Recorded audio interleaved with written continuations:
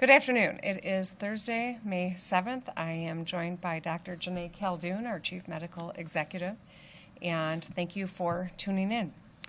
I thought that it would be a good opportunity to discuss a little bit about how we're making decisions, what data we're using, and what the path looks like going forward. I know that there is a lot of anxiety and hunger for information, and so we're going to share some more detail. We're going to go a little bit deeper today than we have in press conferences past. So first, I wanted to start with how I am making decisions and the incredible talent and minds that I am discussing our next steps with. And,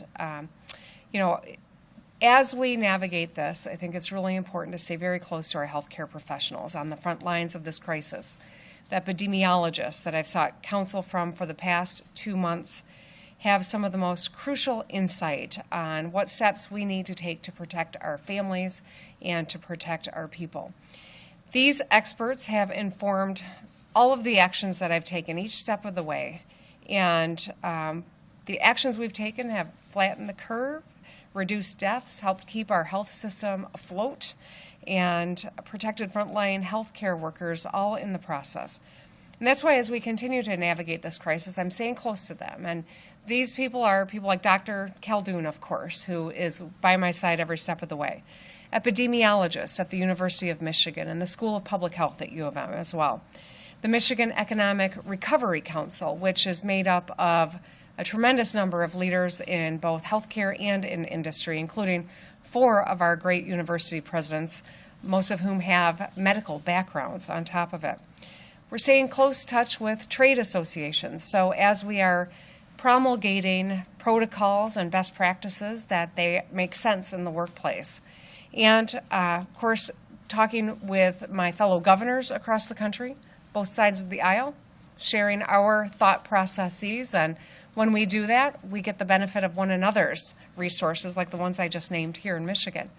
But I've also gone out of my way to make sure that we have a continuing conversation with national experts, like Dr. Zeke Emanuel from the University of Pennsylvania.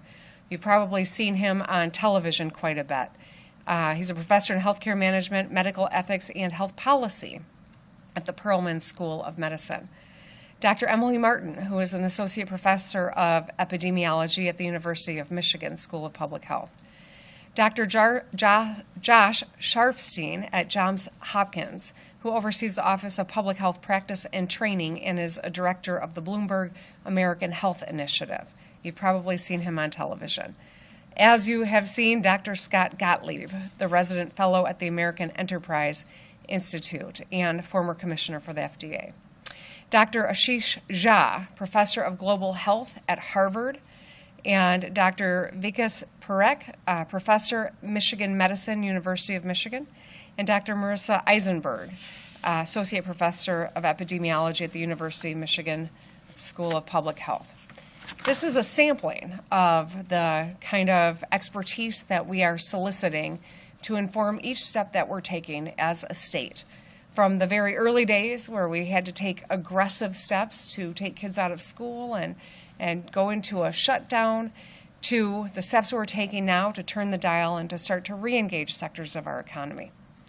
We've come a long way in the last 2 months. I think it's really important to have that perspective. I know it's been 2 months and it seems like a lot longer in many ways. But we have to remember, 2 months ago when our numbers were climbing exponentially, Michigan had the 3rd highest number of COVID cases, and we still have the 3rd highest number of deaths in our country. And we are the 10th largest state. And so because of this, Michigan's had a uniquely tough time with COVID-19, and that's why we had to be so aggressive, and that's why I've solicited all of this expertise as we've made decisions along the way. Just 8 weeks ago, you might remember we were scrambling to set up a global procurement office in the State Emergency Operations Center.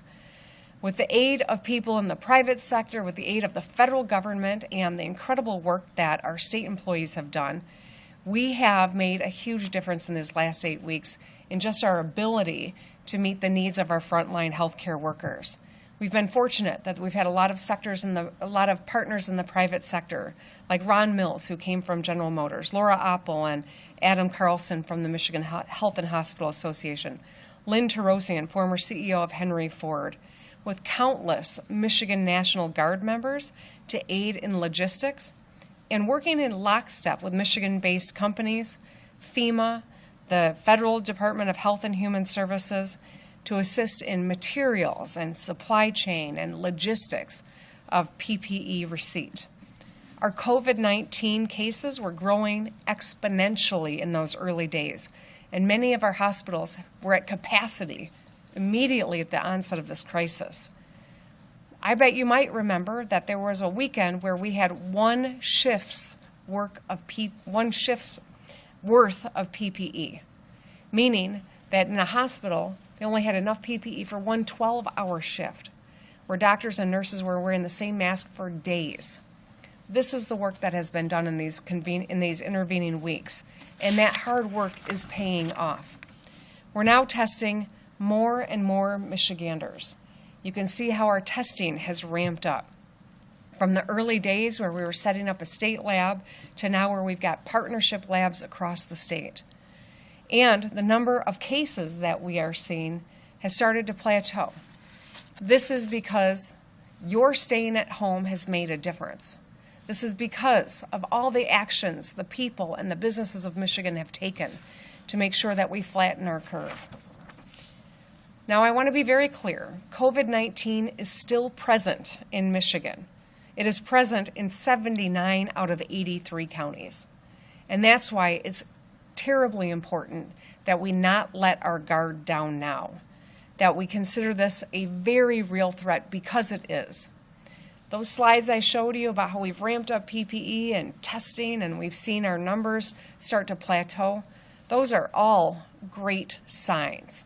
But COVID-19 is still present and can grow if we don't continue to be vigilant, if we let our guard down. And that's why every one of us must continue to do our part so we can keep taking these steps forward.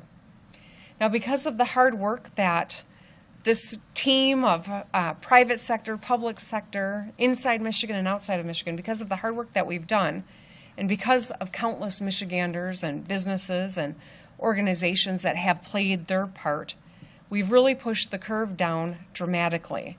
We've saved our health system, and we've ramped up our PPE and testing and tracing, which has enabled us to safely begin to phase in sectors of our economy. Last week, members of the Michigan Economic Recovery Council joined me, and they discussed the 8 regions that they divided our state into. Now, they're not perfect, and I've heard from people in counties that question if they are in the right region. But here's what we know. These were determined based on our natural labor sheds, essentially how people travel to and from work. Also, with the overlay of our geography of our healthcare regions in Michigan. For example, which hospital system serves which regions. And so the council, the Michigan Economic Recovery Council, has addressed the status of the epidemic, its intensity and trajectory, and the status of our healthcare systems in each of these 8 regions. With their recommendations and the work that we have done with public health experts, we've designed a staged recovery for Michigan.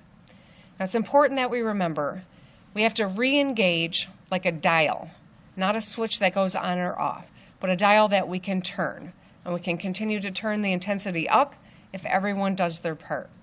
We have to remember the threat of a second wave is very real, and it's one that I hope we are unanimous in, that none of us wants to see that happen. In the 1918 flu, or the pandemic that is playing out right now around the globe, there are case studies abound that those who resume life as it was, who drop all of the social distancing and the masking, can go right back into a second wave. And that wave can be as deadly or worse than the first, and certainly as economically damaging as the first. And that's why this staged recovery is so critical.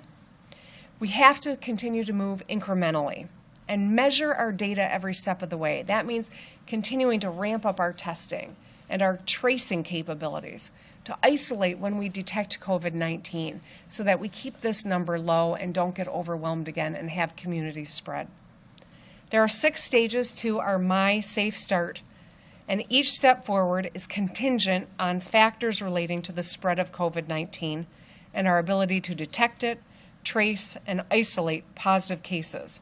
And that's why it's really up to the people of Michigan to do your part so we can keep moving forward. Phase 1 is uncontrolled growth. That's where we were 8 weeks ago. That's where the increasing number of new cases every day begins to overwhelm our health systems. And that's when we start to take serious steps to curtail the spread by stopping education of our kids, for instance, or closing bars, going to a stay-home order. The second stage is persistent spread, where we don't see the exponential growth, but we continue to see high case levels with concern about our healthcare system. The third phase, which is flattening, and that's where we are right now. It's when the epidemic is not increasing at those great rates, and our healthcare system is sufficient to meet current needs. That's where we are right now. So we are in the third phase of this. We've reopened some construction, or all construction. We've reopened manufacturing that will go into effect this coming week and really more into effect the week after. It has strict safety measures, but we will continue to move forward. And in order to stay safe as we re-engage these sectors, we need to continue practicing strict social distancing, wearing face coverings, using safe workplace practices, the state will continue to work on our testing capabilities and tracing capabilities. And in this phase, we can permit outdoor activities with distancing maintained. We know that even in this phase, we are still safer at home. And that's why we'll be extending the order through the 28th, because we are still safer at home. While we can re-engage in more things, we've got to be smart about it. Phase 4, which is where we hope to move next, in short order, depending on how well we all continue to be vigilant, is when we see cases and hospitalizations and deaths are clearly declining. The 5th stage is called containing, and that's when we have continued case and death rate improvements and outbreaks are quickly contained. So if we see a spike somewhere, we're able to trace and test and keep it from a community spread. And the 6th phase, which is the ultimate goal, is post-pandemic, and that is when community spread is not expected to return. That's going to be a while. We just have to be very clear about that. Post-pandemic is when we have a vaccine, or we have some sort of a cure or therapeutic that can cure COVID-19. That's going to take a little while, but the good news is that we are starting to move forward, and you can see kind of what this will look like. So today I've signed an executive order to extend the Safer at Home order until May 28th. We'll be reopening manufacturing work, and as a part of the My Safe Start plan to re-engage the economy. These are the 2 big things in this order. Starting on Monday the 11th, workers in manufacturing can begin phasing into work. So this is a really important moment that I think it's critical that we acknowledge something. Manufacturing is an important part of our economy, there's no question. And as we've done the risk assessment, we feel comfortable that with these safety protocols, we can safely re-engage. And I think for the purpose of perspective, it's important to know that manufacturing is about 19% of our economy. And we've already got 4 to 5% that is already engaged as essential. And so this is a sizable part of our economy, but it is an incremental step. The big 3 auto suppliers, in agreement with the UAW, will begin phasing in work on the 18th, and they'll be starting at 25% capacity and phasing up from there. This is truly good news for our state. It's a major step forward on our My Safe Start plan to re-engage our economy safely and responsibly. My team and I have been looking at the inherent risk in different sectors of our economy. This is work that was done with Merck and the University of Michigan to help inform how we mitigate risk as we re-engage. My team and I determined that manufacturing has a lower risk score than some other industries, and therefore that's why we start the phase-in on the 11th and the big 3 on the 18th. We made this decision based on data and recommendations from the expertise that I have cited earlier. Our industrial sector, as I said, accounts for about 19% of our total economy, and that is spearheaded by the automotive sector. As I pointed out, about 5% of this was already at work because they were an essential part of the energy, for instance, energy part of our economy. So, business must do their part to protect workers as we re-engage. We've got to make sure that people are safe in the workplace and when they go home. It's on the individual when they go home, but it's on the employer and the employee when they are at work. Leaders in industry have been working with Merck and my team to develop an array of workplace safety protocols and practices that have been supported by our public health experts. Manufacturing facilities, by example, must conduct a daily entry screening protocol for workers and everyone else who enters the facility. That includes a questionnaire that is covering symptoms and exposure to others with possible COVID-19, together with, if practicable and possible, a temperature screening.